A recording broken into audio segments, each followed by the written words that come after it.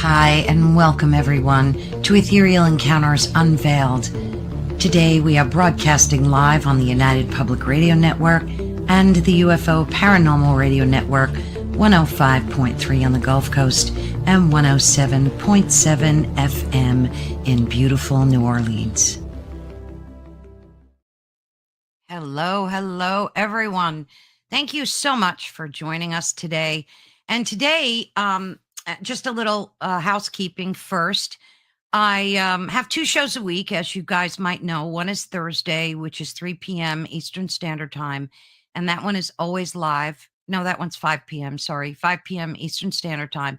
And then on Fridays, I typically do pre-recordings, which is at 3 p.m.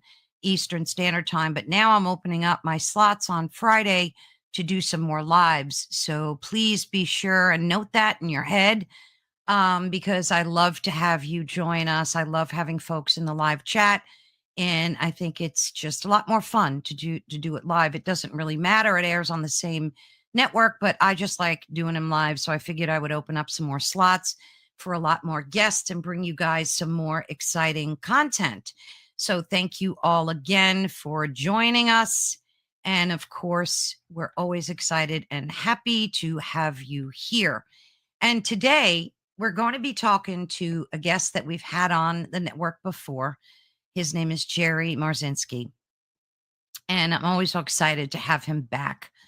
But imagine a sudden dark thought flashing in your mind, a thought that's like so disturbing, so unlike you, that it almost shocks you. And you can't help but think, is that my thought? And I mean, most of us have had them, if not everyone. You try to push it away, but it clings to you, repeating over and over, making you question your own sanity. And you wonder, where did that thought even come from? What if the answer isn't really your own mind? For years, psychologists have tried to explain this uninvited thought as a misfiring of neurons or chemical imbalances. But today we're going to challenge that conventional wisdom, and we're going to explore like a perspective that can suggest these unwanted thoughts, these unwelcome guests might be coming from somewhere entirely different, somewhere else. And today we're going to confront the uncomfortable truth that lies at the heart of our own consciousness. So get ready to ask questions that could change everything you believe about yourself. And that is, are your thoughts truly your own? And if not, whose are they? So the topic is intrusive thoughts. The uninvited guests in your head, are your thoughts your own? And we welcome Jerry Marzinsky and a little bit about him. He's a leading authority on the teaching of abnormal psychology and much, much more. Jerry is a retired licensed psychotherapist with over 35 years of experience working and studying with the thought process and the voices heard by psychotics and criminally insane patients, mostly schizophrenics, in some of the most volatile psychiatric institutions in the nation. So with that said, Jerry, how's it going? Going good. Glad to be back Good. with you again. Yes, I love having you on my show. Let me get your banner running up here. In case you want to reach out to Jerry, you could always go to jerrymarzinsky.com. I'm sure he would love to have you there and check out his website. So Jerry, I've had you on the show before, and we always talk about the most amazing, compelling topics that have to do with our own mind, our own subconscious. And you've dealt for decades with so many schizophrenic patients. And with that said, I'm going to step away for a minute and just let you give a quick roundup of the work that you've done before we delve into this topic for folks that maybe didn't have the good fortune of watching you on the internet. You're on a lot of shows on the internet as well because it's such a compelling topic. And just give folks a quick rundown of the work that you've done and who you are, and I'll step away for a minute. Well, at present, I'm working as a certified MACE therapist. That's a energetic psychotherapy. It's cutting edge stuff. Um, it works faster and better than anything I've ever seen in my entire career. It was invented by a Australian ship captain of all people, who was interested in how the mind works. So that fell right in line with my interest also. So I went and got trained up for it. But prior to that, I worked at virtually every type of psychiatric institution in the United States. I mean, I've worked in mental health centers. I've worked in private psychiatric hospitals. I've worked in state psychiatric hospitals. Worked in county psychiatric hospitals. I worked psych crisis in emergency rooms. I worked in the psychology department of a large state prison for about 18 years. So I've covered the gamut of you know, uh, mental health places to work. And the entire time I was interested in the thought processes of schizophrenics. Um, right after I got out of graduate school, I was hired at probably the biggest state psychiatric hospital on the planet. It's been around since before the Civil War, Milledgeville State Hospital in Georgia. And there were um, about 10,000 patients there when I got there. So there was virtually every type of mental illness known to man in that place. And that institution had been around since before the Civil War. So Sherman actually stationed his troops on the grounds of this hospital close to 100 years ago. Um, there are 30,000 patients buried in the graveyard there. So it's been around for a long time.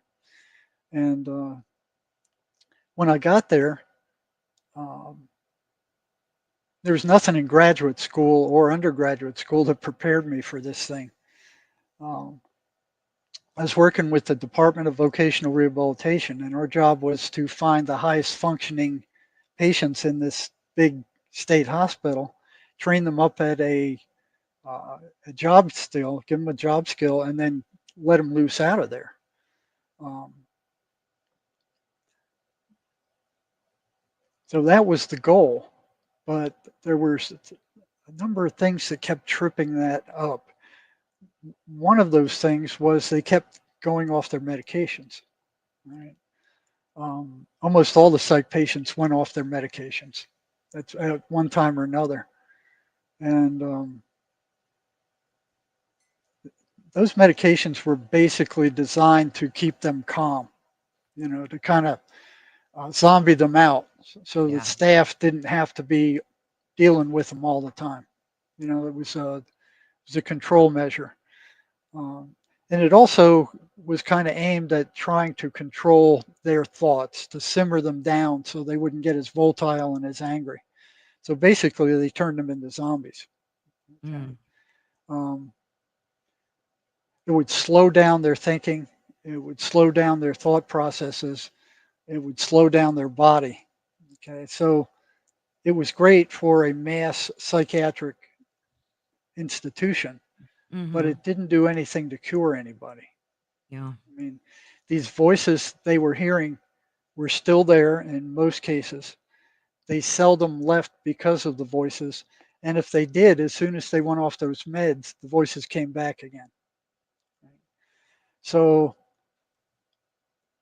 the thing was, what was going on in their heads where they stopped taking these medications? So they kind of realized that if they went off the meds, bad things would happen. But that didn't Mm-hmm. seem to bother them at all. All right. Uh, then there was one day I was I was doing rounds at the state hospital, and I passed this maintenance man who was cutting the bottom cap off of a stairwell banister that ran up to the second floor of the institution. Now I knew there was no cap on the top end of that banister on the second floor. And I thought that odd because all the other banisters had caps on them. This Mm-hmm. one didn't. So that was the most exciting thing happening at the time. All the sparks flying from this this guy with the grinder cutting the banister, the top off the banister, and I'm like, well, what's he doing that for? I had no idea. Um, so I tucked myself in with a bunch of other uh, patients that were watching this at the time, and just sparks were flying all over the place of smoke. And then when that cap fell off, this water, it's just this gush of pills, thousands of psychiatric pills come gushing out of that banister. What? It was like a rainbow waterfall.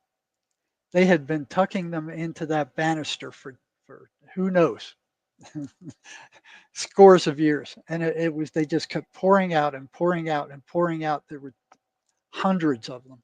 Okay? And I stood there watching in amazement, going like, each one of those is a vote for a psychiatric patient to stay the way they are, you know. And I stooped down, and a lot of those pills were antipsychotic drugs, which were supposed to control their thinking and their behavior and slow Yeah. them down, that kind of stuff. The They side didn't watch effects them. They didn't didn't. watch them swallow back then. They didn't watch them swallow the Well, pills. they watched them swallow on the ones they knew weren't taking them. But what they would do is they'd stick them under their cheek or in their chin or something. They'd get them, then they'd spit them out later.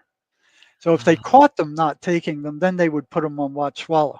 But a lot of them they didn't catch. They just looked like they yeah. took it. They drink the water, the pill would be under their tongue. So that's why they were cutting the top off that banister then, because they knew the pills were in there.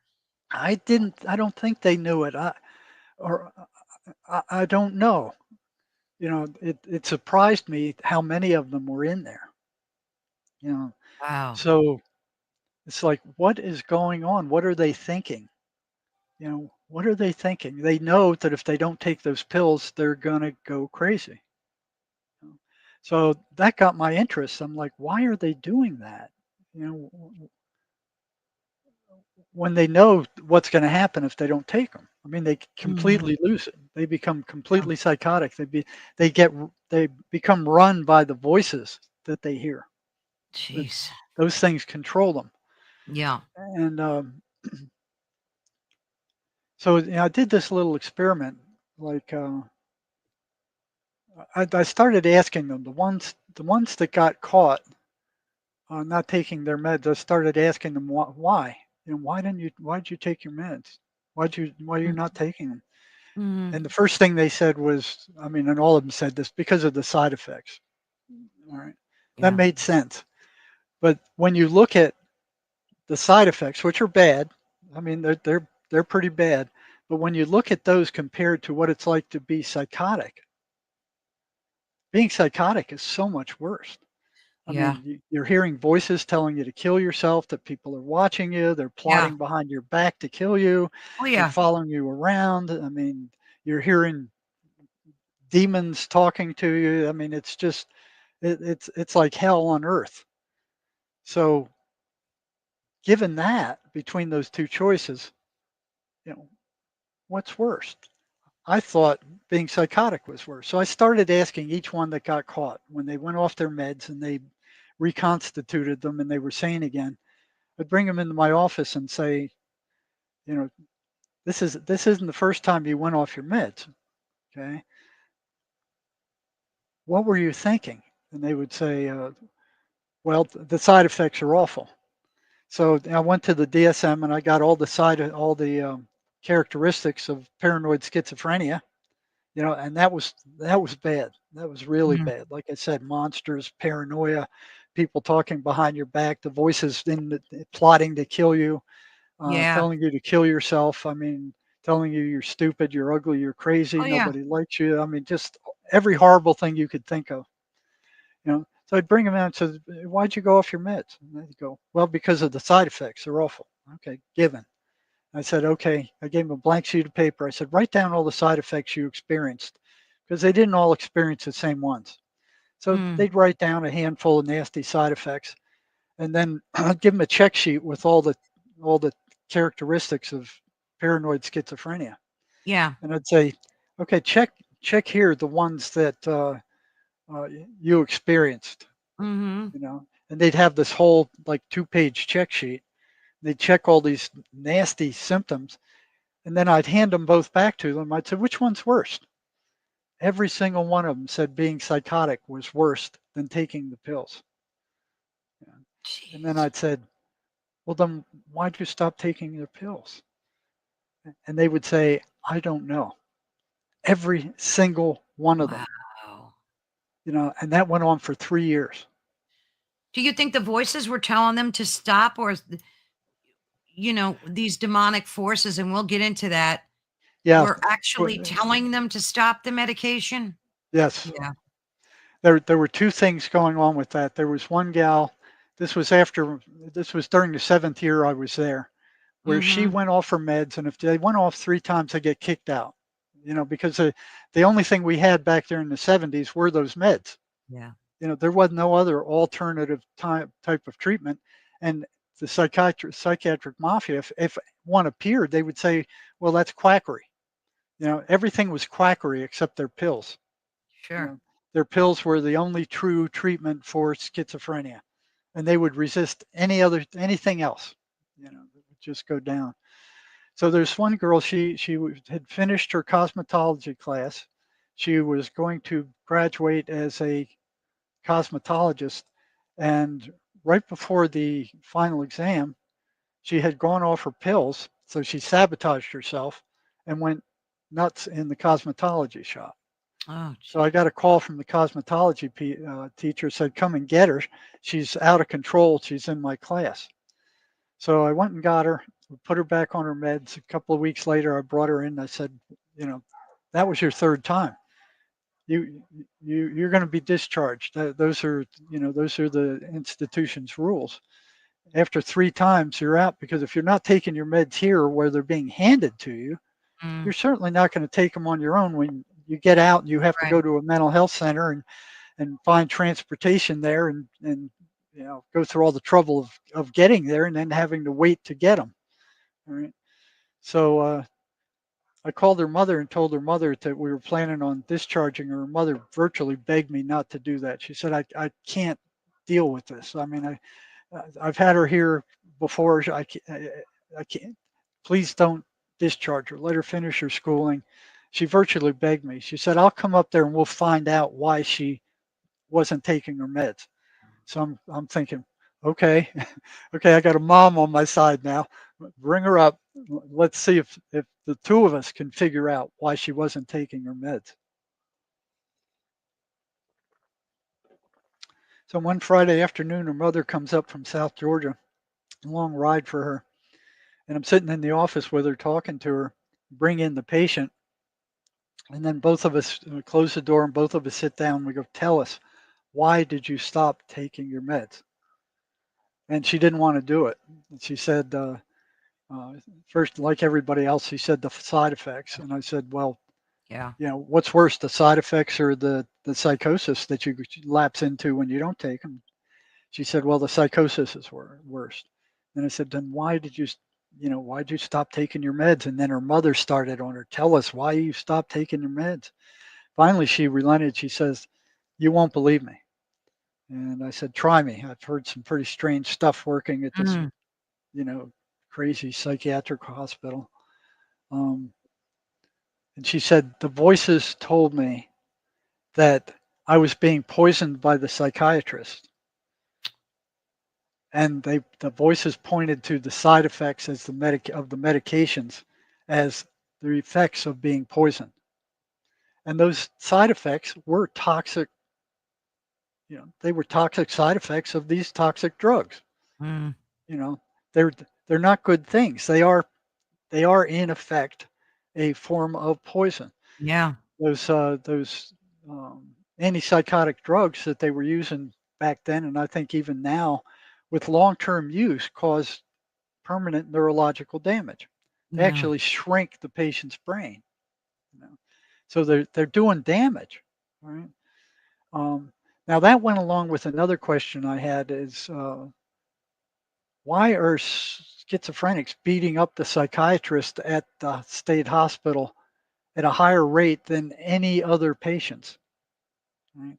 When she told me that, that answered that question. because psychiatrists were getting assaulted, physically assaulted at the state hospital at a rate much higher than regular doctors, dentists, psychiatric Sure. nurses, psychologists, all that kind of stuff. Right. So, where were those thoughts coming from that were telling these patients that the psychiatrist was poisoning them? Right? Now, the other thing that fascinated me when I got to this big state hospital, there are over 200 buildings in this place, um, was that none of the staff were interested in what those voices were telling the psychiatric patients. They were just they had been told that these voices were hallucinations, and in medical school or nursing school or wherever school they went to, and they just bought that. Even though there was a one-to-one correlation between the patient listening to these voices and them getting into trouble, none of them were inclined to ask any of these patients about what these voices were telling them. Okay? And these voices were appearing as thoughts in their minds. Okay? What were they? So in graduate school, they said, okay, they're auditory hallucinations. Um, and you think a hallucination is all over the place. It's random. It's good, it's bad, it's Mm. uh, negative, it's positive. They're all over the place. But as I started asking these patients, what are these voices telling you? Virtually every single one of them said they were totally negative. They were consistently negative, derogatory, insulting, abusive, and destructive.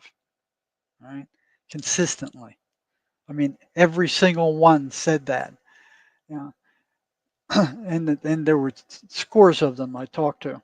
They all said these voices were negative. So here's the psychiatric mafia saying these voices are auditory hallucinations, but yet they're running a consistent negative pattern. They Yeah. don't they don't move away from that pattern. Okay. Mhm. Um, so I'm going, well, the books that I read in graduate school, it's like, okay, they're auditory hallucinations. And when you think about hallucinations, I thought word salad. That's like all this gobbledygook that didn't make any sense. But that's not what I saw when I started doing rounds on the psychiatric wards. These guys were carrying on intense, coherent, and sometimes agitated conversations with Yeah. something or someone I couldn't see. You know? Mhm. And it was one after the other. And it dawned on me that they were talking to their voices. There was one lady who was arguing with her voices that she didn't want to leave the hospital ground while she was leaving the hospital grounds. So here she was arguing with them, saying, I don't want to leave the hospital grounds. I don't want to get into trouble. And she's walking off the hospital grounds when they caught her. Right. Mm. So something is talking to these people, you know, coherently. It wasn't word salad. It wasn't a Yeah. hallucination. Like a hallucination would just be all over the place. You know, no, these were coherent, intense conversations that these people were having with whatever these things were. Right. So I started asking them, what are these things telling you? And I came up with that negative pattern to start with. Right. The second thing that popped out was that they were anti-religious. You know, Mm. they didn't like God. They didn't like Jesus. They didn't like the Bible. They didn't like the patients going to the ice cream socials that the preachers were putting on. Mhm. Um, they didn't want anything to do with religion consistently. You know, so here was another pattern that emerged. These voices were telling these people, don't go to church, don't read the Bible, don't go to mass, don't pray. You know, so and these things were appearing as thoughts in their minds. Okay? So, what kind of hallucination would be anti-religious? So these patterns kept appearing one after another after another. So if you go to my website at jerrymarzinsky.com, you go to articles, there's a list of these 23 patterns that these voices run. So those of you out there working with schizophrenics, go look for yourself. 23 consistent patterns. All you got to do is open your eyes and look. You'll see them for yourself. Compare these patterns against talk to your patients. You'll see them. Right? So I started asking patients at the state hospital, what are these voices telling you? Mm-hmm. Okay. And they didn't like it. And they didn't trust me. They didn't trust psych staff because our job back then was to watch them. And if it looked like they went off their meds or they were getting crazy, we would turn them into psychiatry, and psychiatry would bring them in and they drug them either more or they changed their medications to something more powerful. So they didn't want to talk to us, you know. And they would lie to psychiatrists a lot of times when the psychiatrist saying how your meds working, they would say, oh, they're working just fine, even though they were still hearing the voices and they were still getting into trouble with stuff. They did not want to be drugged senseless. So Yeah. they would lie to the psychiatrist and they would lie to me. So how many years did it take you before, like, as you were documenting all this data, like how many years before or how many years after did like a light bulb go off and you were like, these are demonic entities, forces that are influencing and possessing, I guess, the minds of these patients? Like, when did the light bulb go off for you? Many years later, because I didn't want to believe it. Yeah. I was in denial. I didn't want to believe in, demons or weird stuff like that. It's like I kept thinking, it's something's wrong in their subconscious mind. I mean, it's Mhm. something that, I knew it was related to trauma, psychological, sexual, emotional, physical trauma. I knew it was related to those because virtually every schizophrenic had a history of that. So I'm like, okay, trauma causes a lot of bad things to go wrong with the mind. Um, so I was thinking that there's some kind of damage to their subconscious mind. Um, and I didn't want to believe that these things. So it was probably over 10 years later that I've been Oh, studying wow. these voices before some things happened that kind of took a You brickbat to had my some head. freaky things happen to you that, I guess you could call them like supernatural events Yeah. that Yeah, that took the place. voices didn't like me looking into what they were. Yeah, yeah. So, you've had decades of this practical research, um, to do, and, what's the correlation now between the thoughts of everyday people? Say someone who's not schizophrenic, like me, you, anybody walking around. We all have negative thoughts. Mhm. We all get them. Um, and it's funny because I heard someone say, a psychiatrist the other day, that your mind is the enemy and it hates you. And I thought that was just such an awful thing to say. Oh golly, man, these I those actually guys, heard him say that. they're not gonna see the light of day in my lifetime. No, They are I so and freaking brainwashed. Their yeah. minds are so closed. They are I mean, so imagine rigid. saying that your mind is the enemy and it hates you. That is just the most god awful thing Well, to tell people. the voices are the enemy, and they Right, hate you. Okay, so right. it's, it's not just the schizophrenics who hear these things. We all hear them. Exactly. These Yeah. intrusive thoughts that just barge in and tell you something just god awful. Okay. Jerry, S- this is why I really think it's so important to have these conversations, especially with you, because we suffer every day from intrusive thoughts. We do.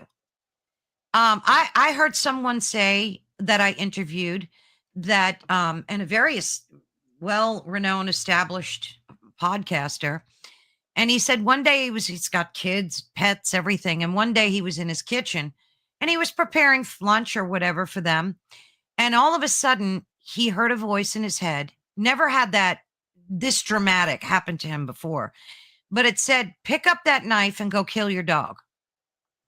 And when he heard that, he dropped the knife and he said, what in God's name was that? That wasn't me. So people are shocked when they have these experiences. It's god awful. I had And something almost exactly the same happen to me.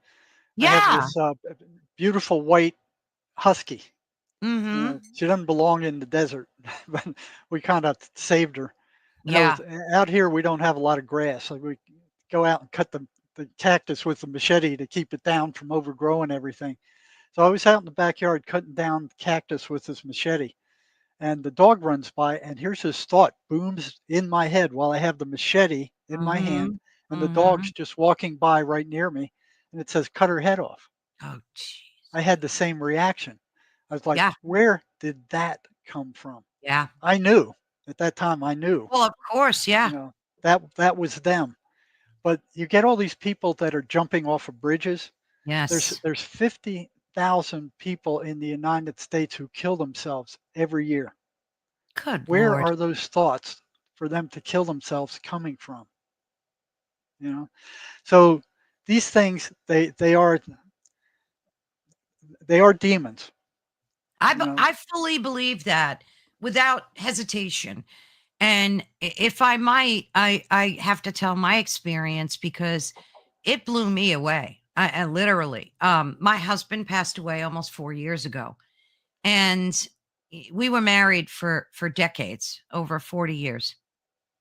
And I never in my life ever had thoughts of taking my own life, of walking off the planet. Never, never, not once. And thank the Lord, I never had any severe mental, other than anxiety, which is like pretty common. But so after my husband passed away, and after I kind of a week or two later, maybe a week later, when things started like wanting to return to normal, I started hearing in my head, well, your husband's not here anymore, so you have no reason to live. Just take a bottle of pills and end your life. And I would be like, what in now I knew better because hmm I just did. I did a lot of research my whole life and been a spiritual person. So I knew better when I started hearing those voices. And they went on for almost a year, Jerry. It took me a long time. What worked for me personally was prayer. yes, Like they I hate the just 23rd Psalm. They can't stand it. yes, It's and like I just burning them with a blowtorch. yeah, and it's so true because for me, over time, the more I prayed, the less I heard that. The hmm more I prayed, the less I heard it. And then eventually it dissolved. It wasn't an overnight thing. And thank God, I haven't heard them in quite some time, but it was scary as hell and I knew what they were. And I would tell them, I would say out loud, devil, get behind me, you effer. Like I would get angry at them and start praying. And that day they would go away, but then they would return the next day. And it was always the same thing. You and your husband were so close. He was your reason for living. Your kids are grown. You don't need to be here. Why suffer? Oh, horrible crap. And Yeah. I knew that was them. They saw that I was in a weakened state and they came and attacked. Yep. That's what they're like. And nobody ever asks where thoughts come from. It's just assumed Right. that if you have a thought in your head, it belongs to you. But what's really going on is your brain is like a radio receiver. You know, Yes. if you gave somebody 100 years ago a transistor radio or something, and the thing is singing, they go, well, how'd they get those people in there? How'd they get the people in that little box to sing like? And then they start taking it apart, looking for the people, and there's no people in there. Okay, it's just like the brain. You can cut it up in a million different pieces looking for the voices that's in there, and you're not going to see it because they don't come from you. They come Jeez. from outside. Your mind or your brain is like a radio receiver. It's tuned Mm. to a a A channel. frequency, like a Yeah, frequency. it's Yeah. turned to a frequency. Yeah. Your high frequency, you don't hear a lot of voices. You don't get attacked a lot. You know, low frequency is like the schizophrenics. They're being attacked all the time. All right. Now, I had I had a lot of different experiences with these things, trying to find out what they were, um, while I was in the state hospital, and I found out Mm, that they actually drain the person's energy. So I did a study with one. It was simple: 1 to 10. How much energy do you have before the voices come? How much energy do you have after the voices come? mhm. Did this with 100 patients or so, and every single one showed that they had less energy after they were attacked by the voices. And then we ran an analysis of variance on it, and it was became statistically significant. So there's a one-to-one correspondence between these voices attacking schizophrenics and Mm. their energy level dropping. So what they're doing is feeding off of the negative emotion that they Good Lord. generate with these negative thoughts. So even though I knew what that thing was that told me to cut my dog's head off, I was upset that I had that thought, Absolutely. even though I knew it didn't belong to me. Well, yeah, and that's what it's designed to do, to upset Yes. you, because that's even more, louche for Yep. them. That's That's more exactly right. That's like a hit for them. exactly, yeah. It's like, So, why do you think we're designed that way? That we is that just the way our brains are designed that because you would think that, you know, I we're think it's got a designed whole lot more to do with your spirit than with your brain. them with your brain. Yeah. That makes so much sense. Yeah, see, we're spiritual beings. I mean, Yes, everything about us is energetic. Your spirit's energy, your thoughts are sure. energy, your mind's Frequency, energy, your vibration. feelings are energy. Yeah, But psychiatry tries to turn it all physical, and awful. and the only thing they do for any of those almost 300 diagnoses they have now is they just drug the brain. Are they still doing that? Is it the Oh same shoot, protocols? yeah, they're still Nothing's doing the same changed. thing. They're still teaching that the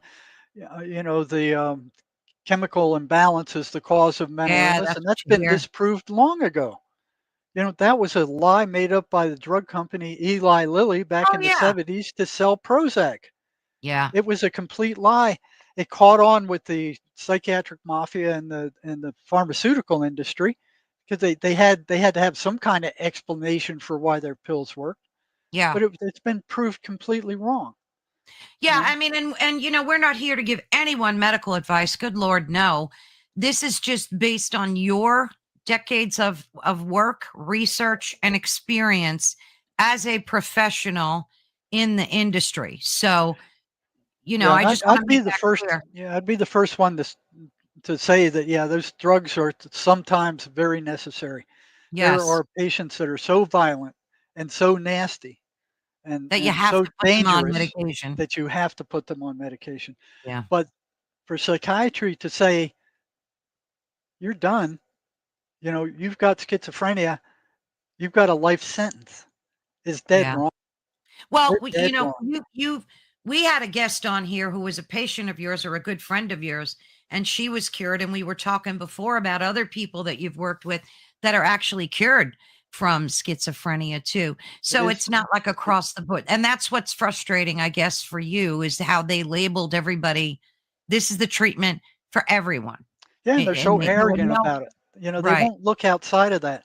The psychology and psychiatry are so spiritually dry. They're like the Sahara Desert. Even Yeah. though we're spiritual beings, Yeah. But they they don't don't care. But they they, don't look they, at they that. don't care about that. They try to turn everything physical. So they're using physical drugs to try to cure a spiritual malady Exact. Oh, that's such a by great drugging point. the brain. That's such So a so great they turn point. these people into empty vessels, Vessels. Yeah. kind of brainless zombies that Good don't Lord. cause any problems. I have to laugh because they have these pharmaceutical commercials are just god awful. And they have one that's airing constantly about if you're on this antidepressive medication and it's not giving you exactly what you need, well, here's another medication that you should take on top of that Yeah. medication. And I'm like, when when will people wake up? Like when does that happen? Because I've heard stories of people that, yes, some people do need that medication, but there are other people that when they come off all these drugs, they're better. They're so much Yeah. better. Yeah, there's research that shows that these drugs, in a lot of cases, inhibit a recovery. Right. Right. You know. Now, this mace thing that you do you is this a practice for you now? Is it open to patients? Yeah. So, okay, and I guess you do it over video as well. Yeah, we do it over Zoom. You do it over Zoom. Now, how many sessions does a person need in order to get like that you've seen? Is it individual for each person Yeah, or it's individual for each person. It, the results are, in my opinion, incredible. It's almost magic, because wow. it works with energy. I It goes after a trauma, okay? Yeah, Because a trauma is what causes most psychological right. injuries, okay? Right. And what happens in that trauma is something bad happens to you, and there's a real bad feeling that's generated from that, okay? And it stays around forever. It just won't go away. Yeah, yeah. And then there's a decision that you make while you're in that traumatic state about the part that you played in that trauma. And that decision is virtually always wrong, because you're making a decision in a traumatic state. That decision is going to reflect the state you made that decision in. Right. So the most common ones that I run into is this thing happened to me, and I decided that because of that, I'm worthless. Okay? And they go Oh. through their entire life feeling worthless. They might know Mm. mentally that they're not worthless, but they still feel it. Okay, because that stuff gets buried in their subconscious mind. The ego shows up and it goes, okay, this has been tormenting you for so long. Let's get rid of it. So it gets rid of it by throwing it in your subconscious mind and then locking it down there. So it's Oh, that it's makes still sense. alive there. It's not dead. It's still alive. So it's like a computer virus now. You can't see it, but it's affecting you. So it affects what you do, what you don't do, what you say, what you don't say. It affects your attitude toward life. It affects virtually everything about you. Especially if Wow. you've got that thought in there that I'm worthless. And I've run into so many people who were like in their late 60s and 70s. Something happened to them when they were 6 years old, and they decided they were worthless because of that, and they went through their entire lives Yeah. feeling they were worthless. And Which is inside a of an lot of hour, people. yeah, Yeah. a lot of inside of an hour, that was gone, That's completely crazy. gone. The No the pun it, intended. That's wonderful though. yeah, it's almost magical, you know. Yeah. So Mace was onto something there, but the psychiatric mafia don't want any part of this Oh, stuff, of course not. you know. They look at it as like woo woo medicine. They don't want any part of that. Yeah, so But after that's wonderful news. after one session, the worst thing that happened to them is taken care of in most cases. And most sessions, they don't run past 3 sessions. Most. Wow. That's how powerful it is. That's wonderful.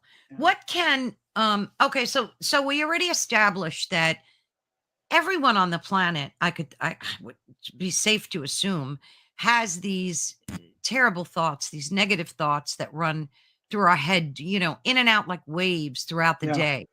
So we both agree that these are entities, let's call them, that are oppressing us and making us have these feelings, right? So, what in your and personal estimation do you think we could do to help? I said prayer work for me, and I still do use it. But are there any other strategies, like for people that don't pray, maybe, or aren't, very spiritual, or don't, never thought about it before? Like, what Yeah. would you recommend? Well, yeah, there's a number of things you can do. Like I said, that they hate the 23rd Psalm. They can't Yeah. stand it. It's like burning them with a blowtorch. The Wow. other thing you realize that, your thoughts aren't your own. They're coming from somewhere outside of you, That's even though you're kind of hearing them in your head. yes. You know, um, think you don't have to entertain every negative thought that comes into your mind. So what these entities are like, they're like fishermen. They'll bait a hook and they'll throw it out in front of you and say, Mm. "Oh, you're worthless. You're stupid," and see if you bite on it.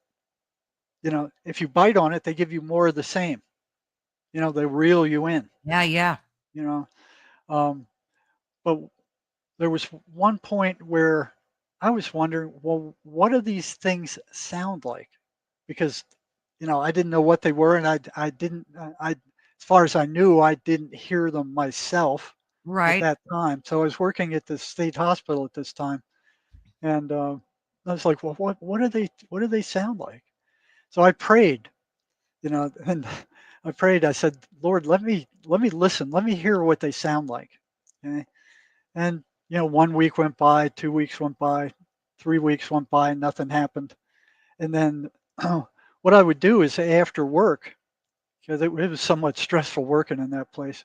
I Oh, lived yeah. on a lake, and I loved the water. I was like a fish in water. By then, I had a year of skin diving and scuba diving at Temple University. I could swim like a fish. I loved being in the water. I had a lot of time underwater scuba diving, so I was very comfortable in the water, Mm. just very comfortable. And they taught us in scuba class what you did if you ever got stuck and you know it's kind of a survival float thing. Mhm. Um, and what you did is you just take a big breath and just act like a dead man. Your Yeah. head's underwater, your face is underwater, your hands are hanging down below you, your legs are dangling down below, and you're floating with your back above the surface. Eh, When you run out of air, whip your head up, blow all that air out, you start sinking immediately. And then as soon as before you go underwater, take another big breath, and refill your lungs. And you still sink. You'll bob down 2, 3 feet, and then you'll float back up like a dead man again. Okay? Takes very little energy. You can do it forever. I mean, you could do that for days if you needed to, if you didn't freeze to death in Wow. the water. Okay? So there's one day after work, I 3 weeks after I'd asked for what the voices sound like. So I headed out into the lake, jumped in, and I was swimming. The water was bath warm that day. It was just smooth as glass. I mean, I headed out into the lake, and I kind of hit my stride. It was almost like a meditation. I wasn't using any more oxygen than I could physically consume. So I was cutting through the water. After a while, I felt tired. And this was late afternoon, and I stopped and I go, I wonder where I am. And I looked up and I was far from the shore, and I Mm. was too tired to get back. Right? I knew that. Didn't worry me at all. I didn't even. It wasn't even a concern. So I'm standing in the water, looking at the shore, and here comes this thought into my head. It says, "You're too tired to make it back to shore. Um, it's late afternoon. The sun's going down." And what else was it? There was one other thing, um, but it was like a yes set. Three things that were true, and then the fourth thing was, "And you're going to drown." Oh, And I'm jeez. like, "I'm going to what? I'm going to what?" You know, where'd that come from? So it was a yes set. It's like what a vacuum salesman would do to you. Oh, you like this vacuum? It's pretty, isn't it? Yes. I mean, it does a good job, doesn't it? Yes. And you don't have to change the bag every time. Do you like that? Yes. Yeah. Do you want to buy it? Yes. So here Oh, was it. I recognized it as a psychological yes set, and I'm like in the middle of the lake going, did I just use a yes set against myself? Why would I do such a thing? Because I recognized it as a yes set. yeah. So went down again, and I went, and I came back up again, and this thing's saying the same thing. So I'm like, what the frick is going on here? And so what I did the third time, I just let air out. So instead of coming to the surface, I let air out, so I sunk. This thing's telling me I'm going to drown. So I hit the crush depth, which is where you're so far down that you have to equalize the pressure in your ears, and your lungs kind of collapse because of the water pressure. So you start sinking like a rock. It's like Oh, you start moving very quickly down. And I was a little bit freaked out by what was going on, and it seemed like I was moving down a little bit too fast for my comfort. So I shot back up to the surface again, and here it is again. You know, you're you're too far from the shore. You're too tired to make it back. This is the true. same thing. The same thing. The sun's going down, Yeah, and you're panicking because it took right. my coming to the surface again as panic. Even before I got to the surface, I knew what it was. You know, I knew what it was. And here it comes again, saying the same thing again. And I'm like going, what is this thing? You know, so went down again, caught my breath, went down past the crush depth, sinking down, adjusting the pressure in my ears. And then I felt something cold coming up my legs. I mean, just like, whoa. So I shot to the surface again. Even before I got there, I knew it was the thermocline, a layer of cold water that usually lays on the bottom of the lake. All right. Oh, you went to the Um, bottom? Not yet. I just hit the top of the thermocline. So I shot to the surface again, and here it comes again. The lights are going, it's dark. Lights are going on. You're not going to be able to find the shore. You're going to get disoriented. Um, you're panicking and you're going to drown. And I'm like, what is this thing? So I go down again, Jeez. you know, um, but not before. Okay, I think it was what happened before that. I went down a third time was that when I came up the second time, it says there's a motorboat coming right at you. And I didn't hear it underwater because you can hear sound underwater for a longer Sure. distance than you can, in the air. Yeah. And I look around, and off in the distance is a motorboat moving in my direction. And Mhm. this thing saying they can't see you, which is true. By then it was dark, and they're heading right for you, and they're going to hit you, and they're going to grind you to pieces. Oh Right? my goodness. So I wasn't worried about it because a number of times while I was scuba diving, I had to go down and hug the bottom to get away from boats that were passing over. So I'd already had that experience. I said, well, if I need to do that, I can do that again. I can go down deep enough and stay there long enough for that thing to pass over me. So really wasn't worried about it. I didn't want to do that unless I had to, you know. But I'm watching this thing, and here's this thing saying it's coming. It's going to hit you. They can't see you. They're going to get ground to pieces. And I'm like, what is this thing? So I watched the boat pass. It moved probably 50 feet, 75 feet away from me, and I watch it pass. They didn't see me, and I'm watching it as the wake. I didn't notice the wake coming, and I'm taking a breath in as the wake washes over me. And I took a Oh, mouthful of water, and yeah. spit it out and started coughing a little bit. It wasn't really a big deal. And here's this thing: you're panicking. You're going to drown. You're drowning. I'm like, what? Like, okay. So caught my breath again, and then went down again.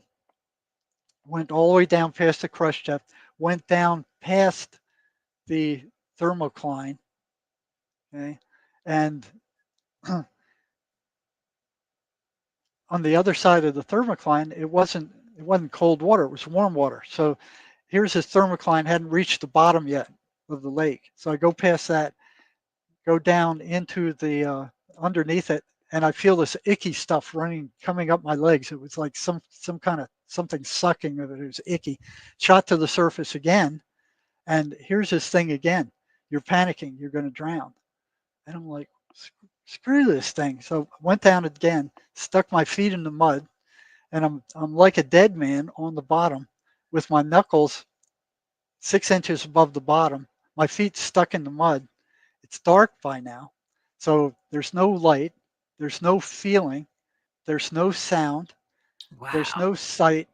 Everything is turned off. It's like my body is turned off. And all I had was my mind, and I was scared a little bit because I didn't know what this thing was. And whatever it wasn't natural. And whatever it was, it wanted me dead. It's trying to convince me to panic. and I'm stuck in the mud at the bottom, and everything is off. And all there was the awareness that I was aware. I was aware that I was aware. Everything else was off. And it was like a peak moment. It was like, Mm. wow, this is what's there underneath all the talk and all the noise and all the gabbing and Oh, all how the, you interesting. know, this is what's there. This is aside from all the stimulus that's constantly coming in, Mhm. that's what's there. So I returned to the surface and swam back. The thing was gone at that point. It had disappeared. It didn't say anything else. And what was weird is that 2 weeks later, somebody drowned in that same section of lake. Oh, Now I no. read it in the newspaper. It was strange. So what I learned on that was that these voices sound, for the most part, just like the other thousands of thoughts that go through your head on a regular day. There's no "we are the voices" or "we are the devil" Right. or, there's none of that stuff. They It's your sound voice. it's your voice. It's the one Right. you hear in your head all the time, but the content and the intent are very different. They're telling you stuff like you're ugly, you're stupid, you're crazy, nobody likes you, every people are watching you, they're laughing at you, all kinds of garbage like that Yeah. to make you feel bad. And the reason they're telling you that garbage is so you would generate negative emotional energy, which is their food. Yes. That's their Absolutely. loosh. Yeah. So one thing that people can do is you don't have to entertain these negative thoughts that come into your head. You don't have to accept every thought that comes into your head. You can treat them like clouds blowing through. Let them come in one ear and out Mm. the other. Don't hang on to them. And one thing I learned about these voices is they're consummate liars. Yes. 99.9% of what they tell you are lies. They don't care what they tell you. What their deal is to upset you or to cause a fight or cause you to get into a fight or an altercation with somebody else, you know, or 'Cause they cause love you to that they isolate love that yourself. energy too, right? Any negative Yes, energy, they thrive off of. yes. Wow. That makes so much They will sense. also try to isolate you. They don't want you to get any help. So, families, parents who have schizophrenic kids, what usually happens is the kid drives the parents so crazy that they finally go, "Get out of here. I'm tired of Well, this yeah, crap. yeah. Just go to your Hard bedroom and to stay deal with. there." Yeah. That's the worst thing they could do because they want those guys isolated. The schizophrenic voices want the victim isolated so there's no interference with what they're trying to do. Mm. How do you think they win in the end if the person unalives themselves? Like, You what do know you what? I had that same question for years, and I would say it doesn't make sense to me. I No. have the same question, and then one day one guy wrote me. He sent me an email. He said, "Oh, I have the answer to that. What happens is if the person commits suicide, they're gone, but now the whole family is affected. They're Oh, going, oh, I could have done more, or I should have seen this, or it's so there's my more fault." victims. You know, There's more more victims. more victims. Oh my goodness. That makes so much sense. So they're creating like a food chain. Yes, Wow. yes. So they're feeding off of any negative emotion that they can trigger in you. They don't want you to know that they exist. So the biggest deception or lie that the devil ever did was that he doesn't exist. Yeah. And that's too bad because here's all these Christian churches. They'll teach about Jesus and God and all that kind of stuff, but Jesus and God aren't the ones that are causing the problems. These Exactly. friggin' demons are, and they won't Yeah. teach about demons, and they won't do exorcisms. Yeah, You which know? is so sad because I think you fully in order to integrate, you need to do shadow work. You need to like go into the innermost deepest parts, the darkest parts to understand and swim your way out of it and into the light. Well, You, that's kind of what mace does. It'll go into the subconscious where that garbage is buried, turn it yeah. into a physical kind of description of what it is, and then put a mechanism in place where that negative energy, because Mace found that being a ship captain, he was dealing with energy all the time, all these different energies, electrical energies, ocean energies, ship Mm-hmm. energies, wind, so yeah, all kinds of energies. And he found that energy moves from negative to positive. Okay. So Mace has a spiritual component which isn't obvious, but the structure is set up where that negative energy is sent to the spirit that absorbs it and turns it back into positive energy. Oh, nice. So it doesn't destroy it because Yeah. energy can't be destroyed, but it will transform it into positive energy. And the person will feel more energetic, more alive, lighter. And Wow. it all happens within an hour. That's unbelievable. Does the mace concept also believe in these demonics as well, or do they have a different approach? Well, they believe that all negative energy is the same, you know. Um, Yeah. Now, what's interesting is that I would say maybe 50% of the time, Mace will get rid of voices if they're not too strong and entrenched. Right? Mm-hmm. Uh, Even if it can't get rid of the voices, it will get rid of the trauma that these things feed off of. Ah, Okay, and then you can remove that trauma until they're starving to death. Right? So there's only about 100 of us on the planet right now. wow, that's not a lot. That's it. That's not a lot. They're trying to grow. They're trying to grow. The trainers are full, from what I hear. Um, but yeah, these things, these are entities. Now, Yeah. it took me decades to actually realize that. You know, I still thought for the longest time that this is something in the subconscious that's doing this. So once I got these patterns kept coming up over and over and over again. They're negative, they're anti-religious, they foster and create negative emotion, they energetically drain their victims, they get louder after sunset. It's Oh, consistent. When that's the sun goes interesting. down, they get louder. They get strongest between 3 and 4 in the morning. Ooh. Okay.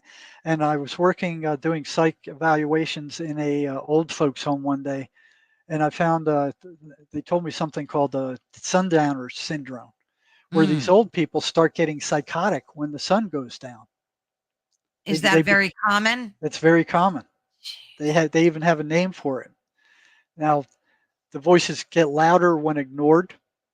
Okay, so you can't ignore them. Just let them move through your mind. Don't grab them. Don't allow them to stay there. Go, okay, I hear you. Let them just blow through your mind, because 90% of them, more than 90% of what they say are lies. Okay. They Yeah. foster self destructive behavior. They're always telling you to do stuff that will harm you, Terrible. sabotage yourself, Absolutely. say stuff that will hurt people or get you in a fight. You Is know, that what happens with negative people that like are always just complaining and bitching and moaning all day? Are they just are they being attacked by these entities to stay in this type of vibration so that, yeah, it's they're almost like an addiction? yeah, they feed on it. Yeah. You know, so most of those people don't realize that that's not them. That's not who they really are. Wow. You are a positive spirit. Right. When you were brought here, you didn't have any of this junk. You didn't have any of True. these negative thoughts. You weren't psychotic. You weren't neurotic. You were a positive spirit. You watch a baby playing, they're just, fascinated with everything that's going on around. So, where it actually hit me that these things were negative entities. I mean, I still had some skepticism after all that. I mean, I was well past the point where anybody else that had all the evidence I had would have decided these things are negative entities. For me, it took this list of 23 patterns. I was wondering Yeah. what would happen if I started throwing monkey wrenches into these patterns that interfered with what the voices were trying to do. Mm. Right. So I couldn't do that at the state hospital because one patient went to one of the psychiatrists and told him, "Hey, this psych guy's asking me questions about my voices, and I don't like it. He's upsetting me." The next morning, I ended up in that psychiatrist's office, with him going, "You will not do that to Wow. patients. You So they will." didn't He's even want you questioning no, the patients no. about their voices? He threatened me. He said if I continued to ask these patients about what their voices were saying, that there would be repercussions.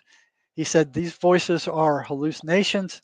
By asking questions about them, you're reinforcing those hallucinations and you're making Oh, the patient worse. I knew I that was see. a crock of crap at the time because I'd already been doing it for a while before they caught me, you know. But that happened twice where I was told by psychiatrists, don't do that. So I had to proceed very carefully while I was in the state hospital. I had to keep down below their radar, and I had to be very careful not to upset psych patients with my questions. So I had to lower the number of questions I asked them and spread them out. So it really was like driving in first gear. I was still getting information, but it was like low gear. You know, Yeah. when when I when I got the job at the state prison, it was like now I could switch to high gear. Right. It was like if a prisoner went to the warden and said, "Hey, this psych guy is asking me questions I don't like about the voices." The warden would go, "Get out of my face, man! Go play in the traffic or something. I got better stuff to do." I mean, that Yeah, was they didn't that care what you that did that there. yeah, that didn't hit Yeah. the You know, trigger point for anything. I was thinking of you too when that poor girl, the Ukrainian girl, was just Mhm. recently unalived, That on was a the demon possessed I saw that in his face. psychotic. You could see in his face the murderer because he's sitting there, and then all of a sudden you could see something come over him that compelled him to do that dastardly thing. Yeah, that wasn't him. That wasn't the person. That was the demons. That was the voices. And unfortunately, since the legal system doesn't recognize this, Yeah, they throw the voices and the guy in prison. So there were tons of psychotic people in the in the prison. prisons. Yeah. So I had no lack of patients to work with. What was relatively rare were the ones that were willing to tell you in real time what the voices were telling them. So I always had a group of 7 to maybe 15 or 18 um, schizophrenics who were prisoners who were just as interested in what the voices were as I was because they didn't know what they were either. Oh, so you had willing Yes. patients that wow. So Yeah. you must And have uncovered a lot of research during that. oh, I got a lot done at that point, because it was like that opened a window into their minds. I could see what the voices were saying. I could see how they reacted to the Yeah, stuff yeah, that I was doing. sure. So I would give them homework, to interfere with these patterns. And then I would bring them back a week later and I'd say, well, how'd that go for you? And they would tell me, well, it worked or it didn't work, or they got more angry or they got less angry so I was getting And you constant documented all feedback. of this? You So documented all of your studies? Like here, all the oh, no kidding. there, I didn't put anything in paper because the administration wouldn't have liked it. You know, they expected you to get their approval for any kind of research you're doing, and they wouldn't have given it. Yeah, they would have never gave you that. They would have never given it to me. So, here was this stuff and information coming in, coming in, coming in. And then after a while, after we figured out different ways to interfere with these patterns or negate them, they started coming back, all of them saying, the voices don't like you, they don't like what you're doing, and they don't want us coming here. you know. But they came anyway, which was I have to hand it to them. They came anyway, all of them. There's not Yeah. one that dropped out because the voices were making their lives miserable. So it's a kind of courage that they had on their own that I really have to hand it for them, because some people would have went, no, the voices get too loud when I come here. I don't want to deal with it. I'm just staying away. You know, none of these guys did that. None, not one. Okay. So as we're moving on, um, one guy turns after a session. He turns to me in the doorway as he's leaving my office. He looks me in the eye and he said, "You know what you're doing is dangerous, don't you?" And he just looked at me and Oh, then he turned around and he walked away. And I was like, what was that all about? I'm like, they're in their heads. They're not my heads. They can't get me. They can't come out of there, you know. And I just tucked it away, and I didn't forget it because it was like a warning. yeah. I wasn't going to forget it, but I didn't Yeah. know what to do with it, and I didn't know how much danger I was in. You know, I hadn't. None of these guys had turned on me. None of these guys had got verbally abusive with me. Mm, You know, I hadn't seen any aggression aimed at me from any right. of them. So I'm like, okay. I just kept going. One of the things that kept me going was I was an adrenaline junkie. I mean, scuba diving, motorcycle riding, flying, just, you know, so, this, the adrenaline junkie stuff kept me going for, throughout this whole thing. And so the second guy comes in, and I don't know how he got into the psychology department, but he did. And he knocks on my door one morning. He said, "The voices want to talk to you." Oh, And I'm like, "They want to talk to me personally?" He says, "Yeah, they want to talk to you personally." That had never happened before in 20 years. That had never happened, maybe 25. And I'm like, "Oh, you know, what's this about?" yeah. And I said, "Okay, come on in, close the door." He said, "All right, have a seat, make yourself comfortable, tell me what they have to say." And these words came out of his mouth: "You have no right to interfere with our way of life." What? Boom.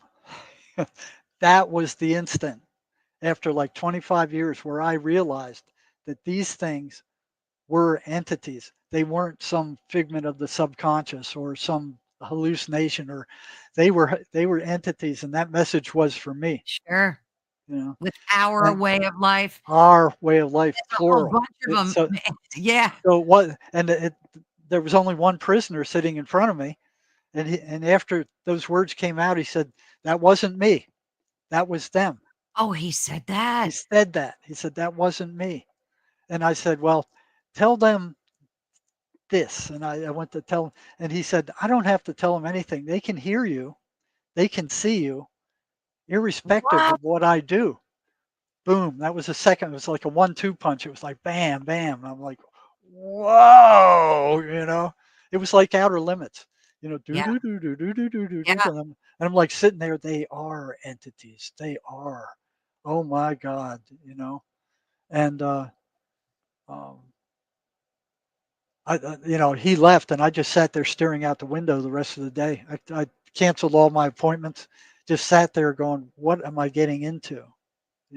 Where is all this going?" Because that was a clear message. You have no right to interfere with what we're doing. And I think I said something like, "You're killing these people. You're Mhm. making their lives miserable." And so that episode ended. And then the Mm. third one that happened was, I don't know if it was the same guy or not, but I was reading a book by Miguel Ruiz called The Voice of Knowledge. So he was talking about similar entities who were also feeding off of negative emotion. And the description he Oh. gave matched pretty closely to what the voices were that these schizophrenics were hearing. Right. So I brought that book into the prison, and I brought in one of these. I think it was one of these two that I told you about previous, and said, "Hey, I got this book here. I'd like to read this page to you, and Mhm. See what you think about it. Because I was Yeah. always asking them, what do you think here? What do you think there? What do you think's going on here? Well, how'd they react to this? What'd they do when you did this? Always. I was always deluging them with questions. So I read that. I started reading that thing, and I got down to the point where it started talking about these entities as parasitic entities that were feeding off of the energy of these people. Oh, wow. They went nuts. And how'd they What react? happened was they reacted by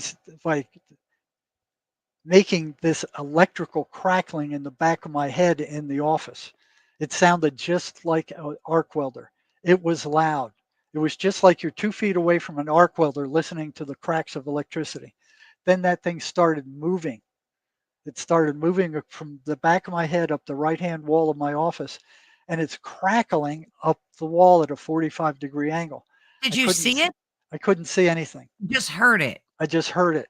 I didn't feel it. I couldn't smell it. All I could do was hear it. And it was moving and crackling while I was moving. And I turn around and I look at this guy and I go, "Do you hear that?"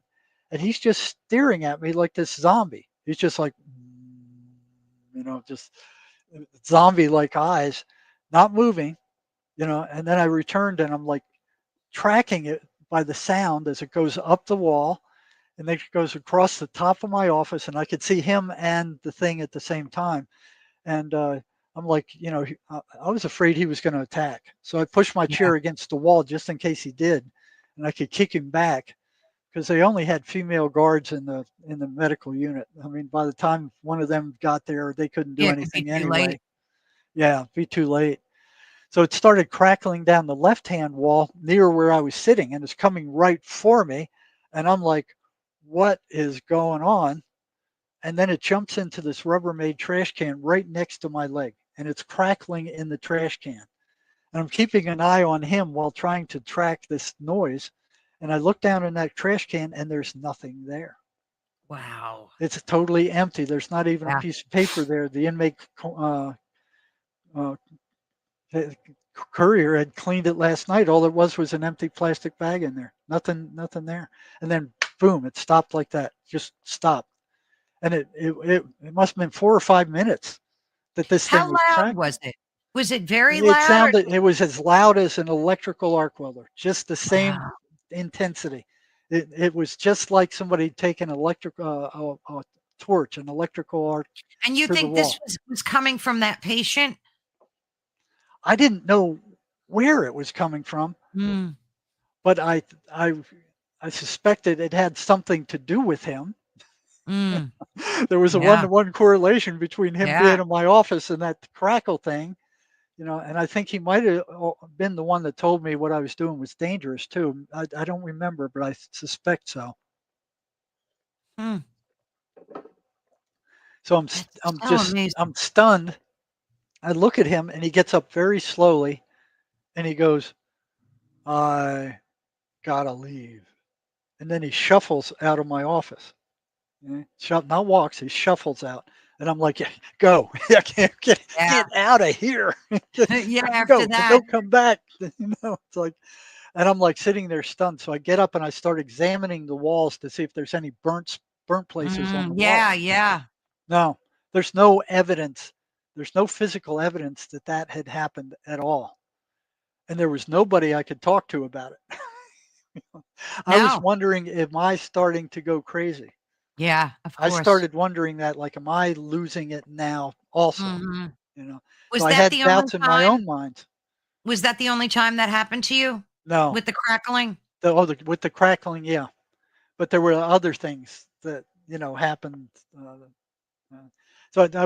after I examined the walls, I went, well, there's no physical evidence. I went out in the hall to see if there was anything that could have possibly caused that crackling.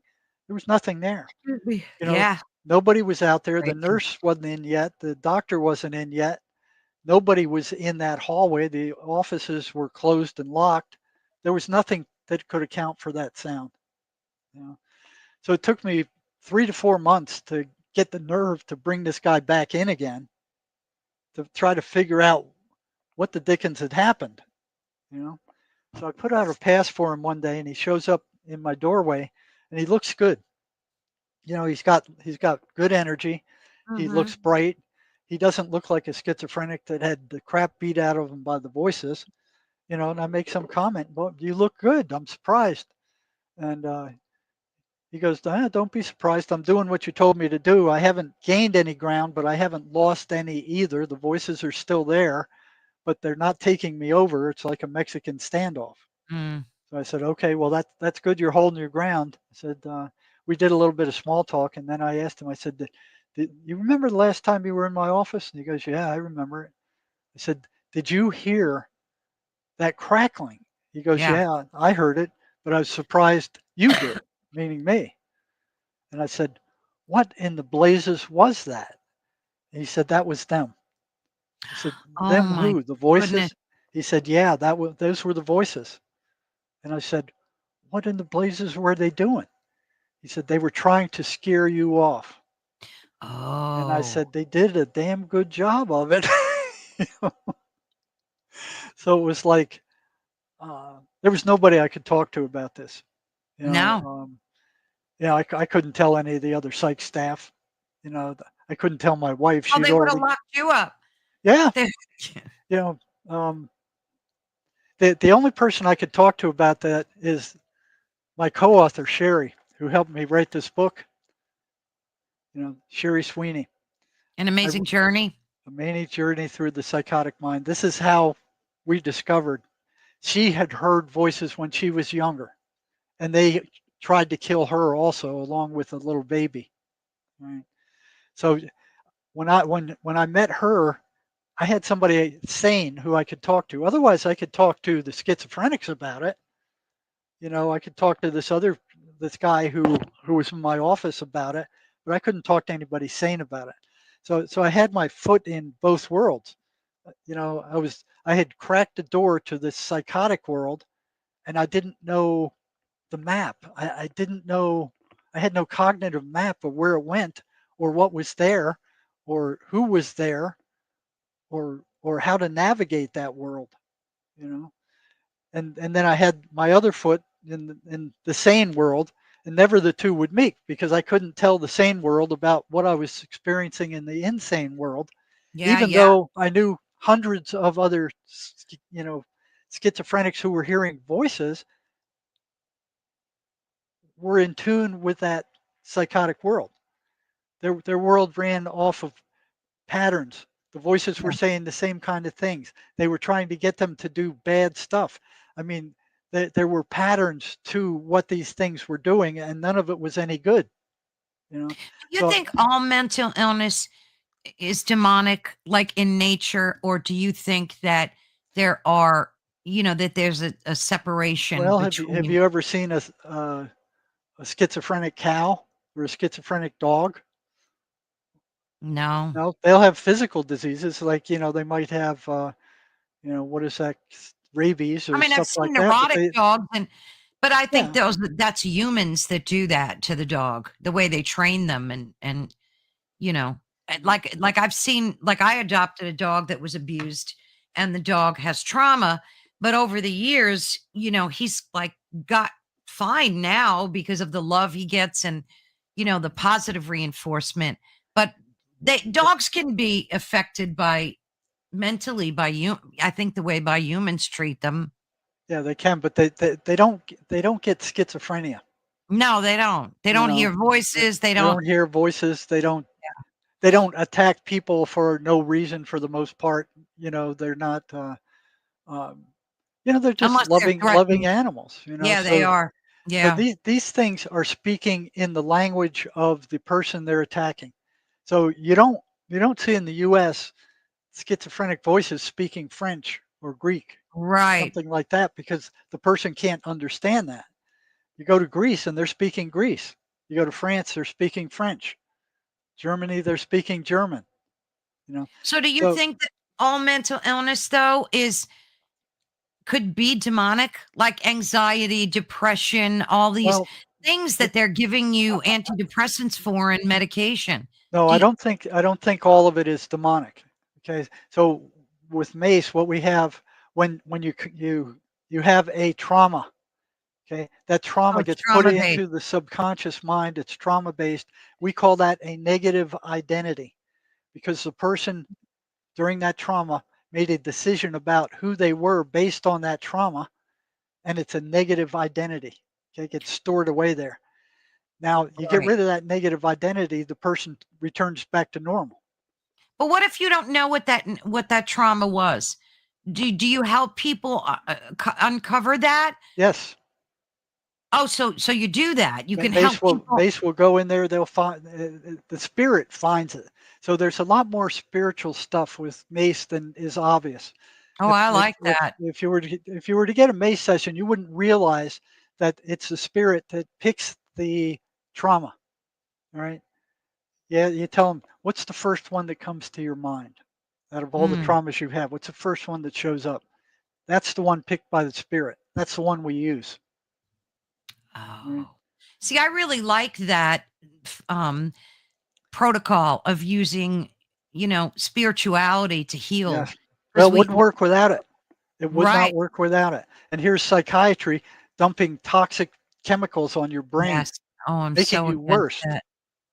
You know, I'm they've so done against that. autopsies of long-term mental patients who were Yeah. on those antipsychotic drugs for years, and their brains were shrunken Yeah. Oh, like yeah. walnuts. And it's sad because a lot of these doctors, like my doctor, I think he's a great guy and I think he has nothing but good intentions.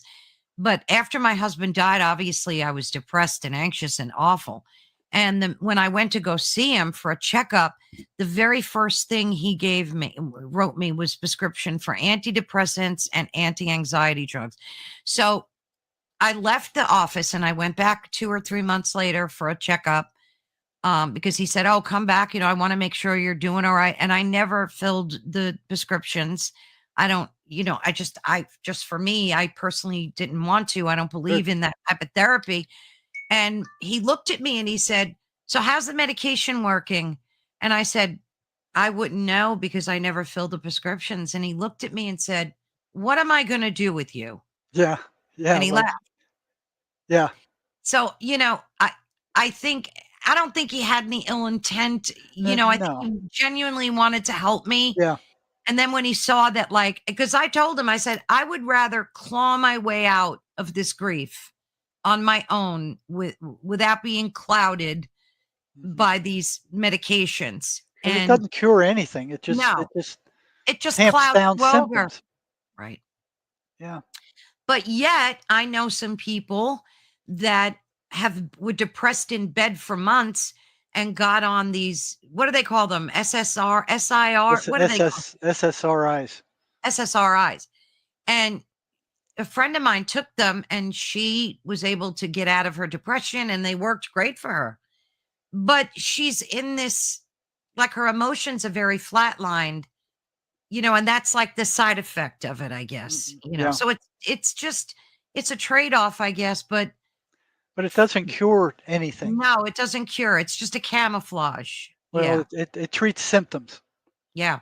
So, So what do we do to get rid of these freaking demonic voices? Do we pray? Do we just well, the eh, first thing you have to realize that they're there.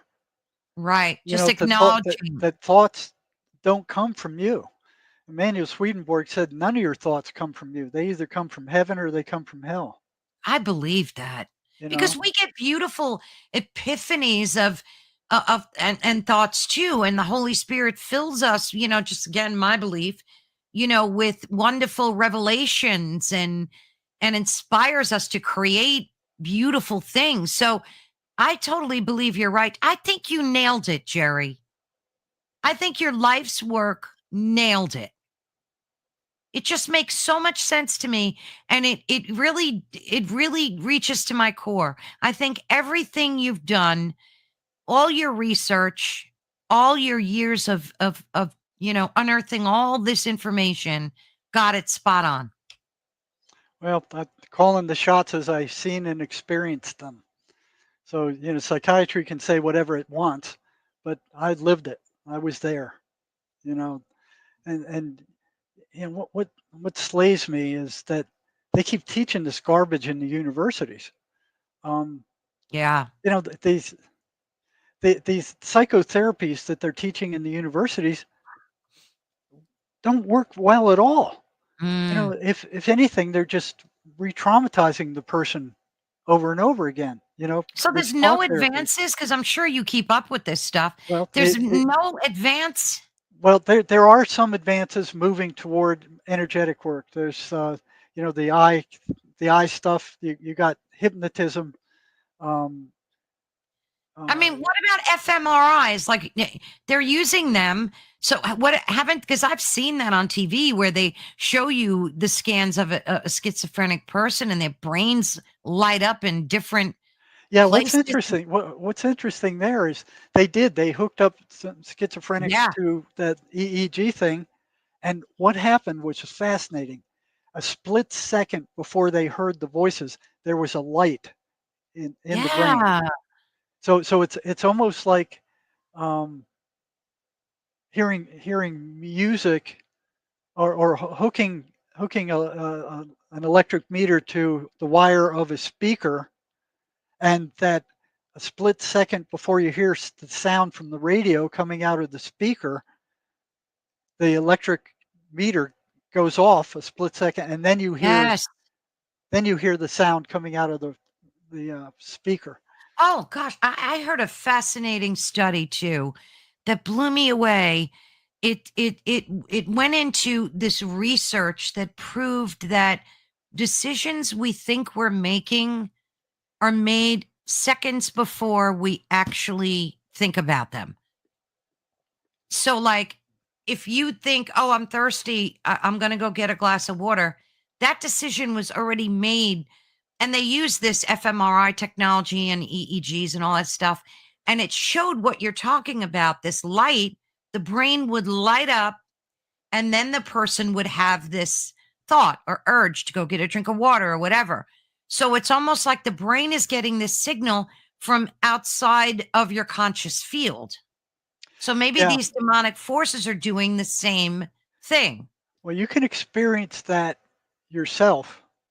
Is you know, get a bottle of Tylenol, put it Mm, over your fifth chakra, right in your solar plexus. yep. Okay, but before you do that, it takes two people to do this. Mm. So they're saying, "Oh, Tylenol's harmless." Wait, try this and watch. You know, get somebody to help you out. Put your arm straight out in front of you, without the Tylenol. Okay, and then don't Oh, let I've it down. seen that. Get the person to push as hard as they Yeah. can. Don't let the arm down. Okay. Then let it rest up. Get a bottle of Tylenol, put it over your fifth chakra, and try to hold your arm up there again. And you can't. Your energy is I've seen that totally same, gone. yeah, I've seen that same study with people thinking negative thoughts. So they Yes. would have, yeah, I've Yes. seen that. Yep. So you can do the same strength test with negative thoughts. Yeah, You know, put the that's arm out there. amazing. Think of the happiest you've ever been in your life, and Right. then try to push your arm down. The strength is there. Then you Yeah. have them think about the worst thing that ever happened to them, and that arm will go right down. Well, when you look at things like dowsing rods too, I mean, those rods are pulling energy because if you notice where they're always at your solar plex area. People hold them in this core in the center, and it kind of works off the same principle. So, this energy that we have is such food for these demonics that this is what keeps them going. Right. Now, you're a very spiritual person. What do you do when these thoughts enter? Because you must get them too every day, like everybody else. So what's your like routine? Do you repeat the psalm, No, pray? Like, I recognize them right away what they are. I know what it is, and I kind of keep an eye on it. And I'll kind of like, get out of here, leave. yeah, It's yeah. like, That's but a good thing but to do. You just boot them out. you just boot them out. So Yeah, I got no place for you. exactly. Get out of here. What You did know? that woman say? You have her on your website because I read about her on your website. And she would tell them there was a sentence that she used um to get rid of these thoughts. She's on your website, Jerry. That's a lie. That's a Probably that's a lie. lie. Yeah. I love Sherry that. Sweeney wrote that. Yeah, yeah. Is that the woman my you wrote the book co-author. with? Yes. Yes. Matter of I fact, love that. you can get that on my website. Go to jerrymarzinsky.com, then go to articles and find that article. It's free. Yes, I You know, read that it's on there and it blew me away. And I used that for a very long time. it works When I would well. hear, I would go, that's a lie. And I still do that. Like I'll walk, I don't care what people think. I'll say it out loud. Like when I get these thoughts, I'll just go, that's a lie. That's a freaking lie. Yeah, And then it just stops. It's right, amazing how right. good that works. It works well. It works for everybody. It You know, does, right? yeah, some people will actually be cured of the voices by it because if you don't believe what they're Oh, telling you, then they don't have any power over you. did she get cured? That's what cured her, right? That's what cured her. See, people don't realize the power that they have within themselves, that they can, fight these bastards, excuse my language, Yeah, because that's what they are. Um, and by saying that's a lie and just keep telling yourself that.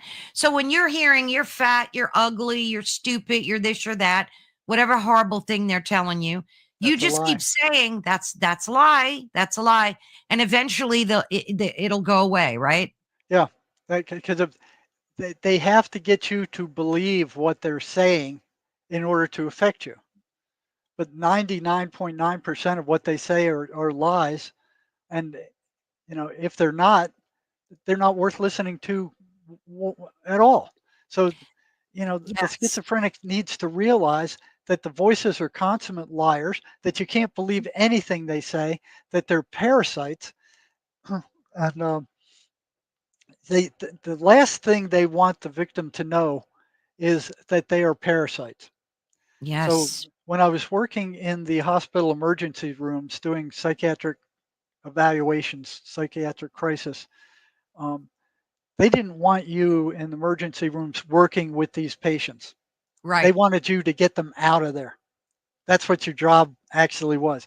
Get them out of the emergency room, send them to a mental health center, send them home, admit them to the hospital, just get them out of there because Yeah. the emergency room doctors had no idea what to do with What them. to do with them. So they would call you in to like Yeah. assess them and do that.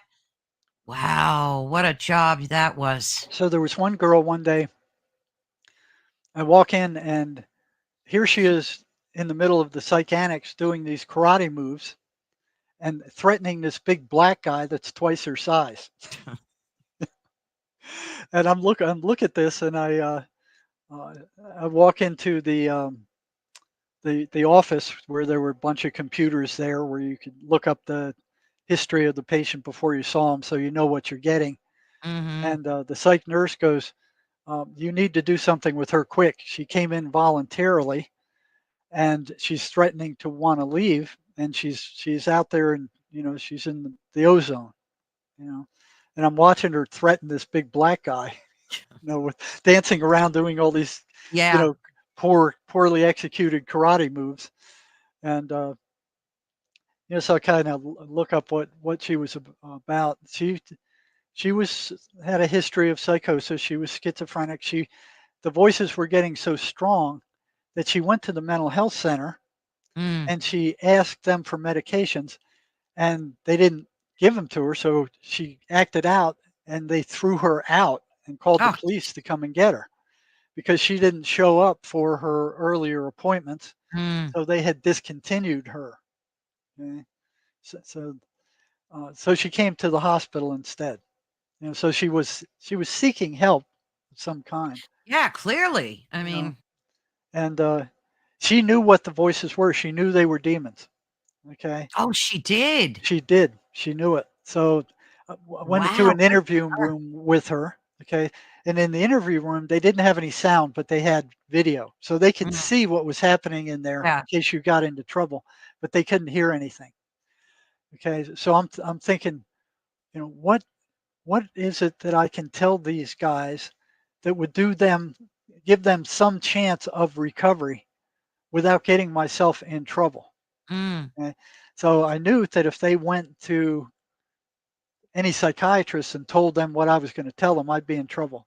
So I Yeah. had to very carefully choose which ones I thought, I could talk to with what I knew without them running to a psychiatrist and having Mm. to answer to a psychiatrist for anything. And so she knew they were entities. She didn't know they were parasitic, that they were sucking on her. So I said, when is the last time you heard the voices? She said, about 2 hours ago. Mm. And I said, well, I'm going to tell you something in about 3 minutes, and they're going to start screaming bloody murder. Okay. I'm not going to block the doorway. All right. If you need to leave the office, the door's open. Don't try to leave the psych annex, because then the guard will get you, and then you'll be faced with trying to escape. It'll be bad. Don't do that. Just go do whatever you got to do. Go to the bathroom, run around, whatever. I'll get you later. Okay. So here I am talking to her, and she already knew that the voices were demonic entities. She was already She aware of she that. admitted that to you? She Yes, said that. she, Wow. she knew what they were. And I said, what you might not know is that they're feeding on you. They're sucking your energy. They're parasites. And she said they got so loud that she couldn't stand it. She ran out of my office, out into the psych annex, ran to the bathroom, tried to get in there. She couldn't get in there. And then she started running around the psych annex like uh, bees were chasing her, you know. And the psych nurse comes in and goes, "What did you do to her?" I said, "I just give her some time to cool down. She'll be all right." So it took her a few minutes, and then I brought her back in, and we started talking. And the voices were pretty strong. They did not like me telling her that they were The vampires. truth. They Yeah. hated that. Yeah. If they're going to go off, they're going to go off when you're telling the patient that these things are sucking your energy. And they suck everybody's energy. So when they were telling you to stab your dog, they were taking your energy that they generated from that negative thought. Right. Okay. Yeah. So they go, watch this. And they put that thought in your thought stream, and you react to it. And then they jump in there and go, oh, got a little drink here, you know. And got to talking to her, and turned out that she was molested when she was a child. Had it pretty rough. And then it turned out that her child was also molested. Oh, good Lord. Her female child. Yeah. And she said, I know who did it, and I took care of it. And I said, Oh, well, what did you do? And she just got a smile on her face, like just yeah. sat there smiling at me.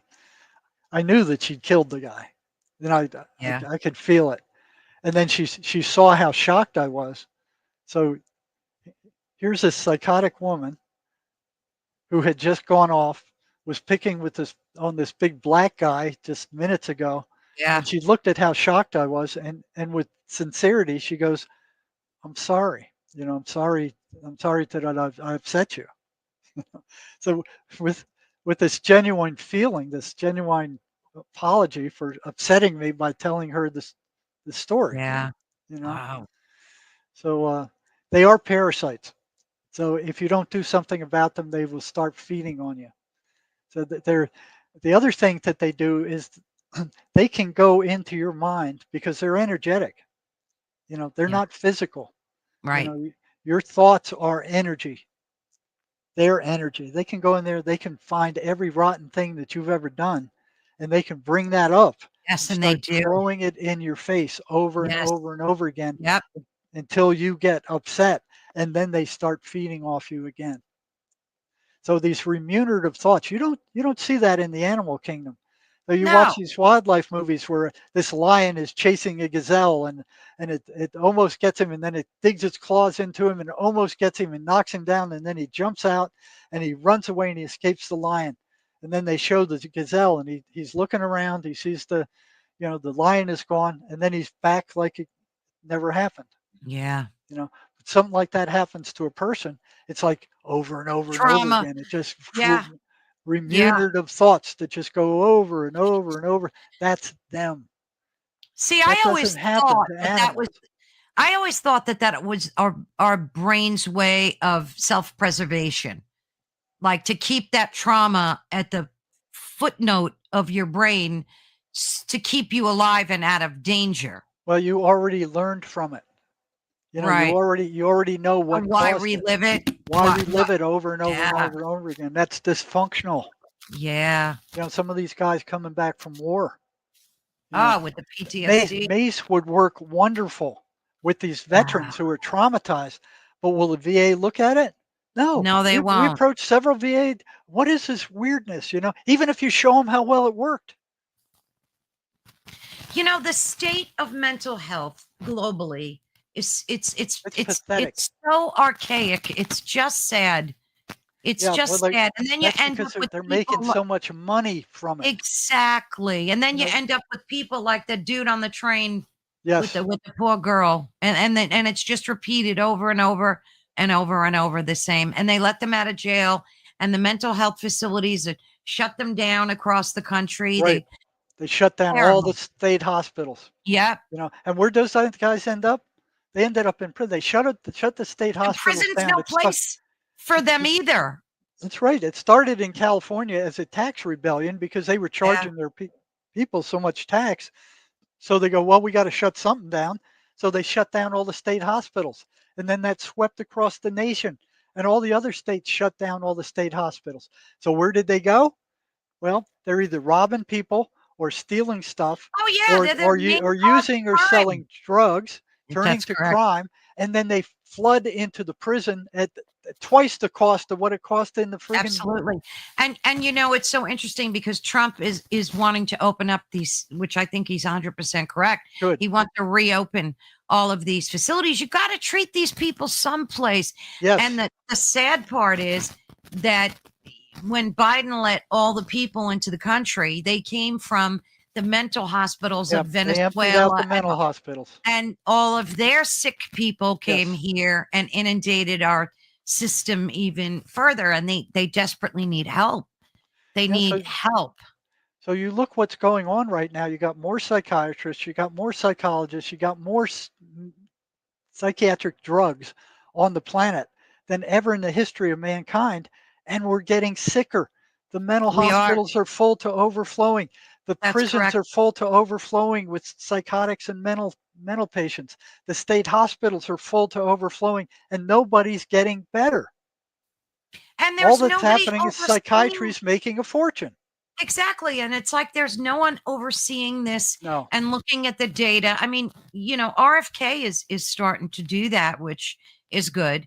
You know, he's really analyzing the sickest parts of our healthcare Yeah. system, And you which see what they're really, doing to him. They're screaming oh, bloody they're murder at him. torturing him. They're torturing him Why? Why? because Because they're paid off by the big pharma. exactly. You know, all It's of them. all money. That one up in Maine, it was the That's worst. correct. Pocahontas, which he took like $1 million off of the friggin' Yeah. Yeah. you It's know, sad to say that it's a political nightmare and it really is. And the sad thing is that a lot of people buy into this left versus right, you know, civil war battle. That's what they want. They want us yeah, to hate each other and right. fight each other Yes. when we're all one. You know, we're children of God. We're all spiritual beings. People should just put their politics to bed and focus on their spirituality and of becoming better people. But no, and taking care of the mentally ill and without politics. Right. It doesn't, you don't Right. need politics in there. It's such a sad state. And I have to ask you this before we wrap up. We have a few minutes. Maybe you could just give me your thoughts on it. I'm sure you use AI and have read all about and heard, you know, what's happening with AI. Do you think that these entities, because I've been reading a lot about this and hearing a lot about it, are capable of? Are you there? Yeah. Oh, we had a little spinning Yeah. wheel Yeah. there. I Yeah. thought That was them. that They don't. was. I They think don't you're like right. what you're about to ask. They don't They like don't it. like it. They don't like it, but I'm going to ask it anyway. That's weird because I never had that happen before, ever in It happens all to the me time. all the time. Oh, I bet it It's does. common. If it doesn't happen, it's uncommon. Oh, they must come after you like crazy. One time they came right through the computer screen. I could feel them. Oh, It's the same wow, thing I felt when I Jerry. was in the emergency room. Another time they got me on the roof when I was meditating. Same feeling. It's this icky electrical feeling. Yeah, yeah, yeah. You know, Oh, they must come there's for no other you feeling daily. like it. That is Yeah. so So they weird. Well, they can they can interfere with electronic stuff. yes. I mean, I Bad. never saw that before, ever. Well, you just So, experienced it. You do you just think, answered your yeah, own that was question. weird. That was weird. That was Do them. you, I believe it 100%. Do you think that they have the capability of using AI, the platform, the technology, and feed us? When you see it in the news, the children offing themselves because AI is telling them to, and it seems like they already discovered that. What are your thoughts on that whole thing? Well, if they can't directly take over AI, kind of like how they interfere with my podcast. I mean, they're Yeah. always interfering. They'll shut down the sound, they'll shut down the microphone, they'll shut down the Wow. picture. I Yeah. mean, there's times where we had to postpone, you know. Because it So was they that can bad. interfere with electric stuff. So if they can't directly interfere with the coding of the thing, because I've heard stories about the AI changing the code itself. Oh, yeah. I've Yeah, heard so that they got too. that. It But even if rewrites they itself. right. So even if they can't do that, they can take over the people who are writing that code, Oh, banks. that's such a good point. Banks. So Yes. medical establishments. So they can go after all your And information. They influence. can go after your Facebook. They can go after your bank account. They can go after everything you put on the internet. They can get everything that's electronic about you, and then they can get the AI to go. Well, should we admit this guy to our insurance program because he's got all these factors that nobody Mm, knows about, and then they can decide, no, we're not going to insure this guy. good Lord, Jerry. It's a whole different world. And Elon Musk is warning about this over and over Yes. and Oh, yes. over and Oh, over. yes. Well, Jerry, thank you so much. It's amazing. 2 hours went by, and I feel like it was 5 minutes because you're such a blessing to humanity for the work that you're doing and that you've done, and I can't thank you enough for sharing your wisdom and insights with people because I know someone hearing this, it's going to help, and that's all. That's the main reason. That's Like the main reason. that's what it's all about. um Lord knows we don't do this for monetary reasons. It's to help other people climb out of the same situations that you've experienced decades, healing people. So I'm going to have you back in October, and you're going to bring a guest with you, and of course I'm Yeah, going to be sending you an email to remind you about that. And I just love having you on my show, and I thank you so very much for your time and patience, Jerry. And God you're, bless you. And thank you so much. you're more than welcome. Thanks for having me. Of course, Jerry. I'll talk to you soon, dear. All right. Take care. Take care. Bye bye. So that was so riveting. And as I said, I just absolutely adore talking to him. He's such a wealth of information and sharing his experiences that he lived through and currently lives through. So thank you again, Jerry, for joining us for this truly mind-bending conversation. We've explored the possibility that the battles we're facing in our minds might not be entirely our own. So, whether you see intrusive thoughts through a psychological lens or a spiritual lens, this discussion raises a profound question about the nature of consciousness that forces us to look at who might be influencing it, what might be influencing it. And again, I want to thank Jerry for this enlightening and courageous discussion. Until next time, thank you so much, folks. And I will see you Thursday. God bless and thank you for listening to us here at the United Public Radio Network. Take care. Bye bye, folks.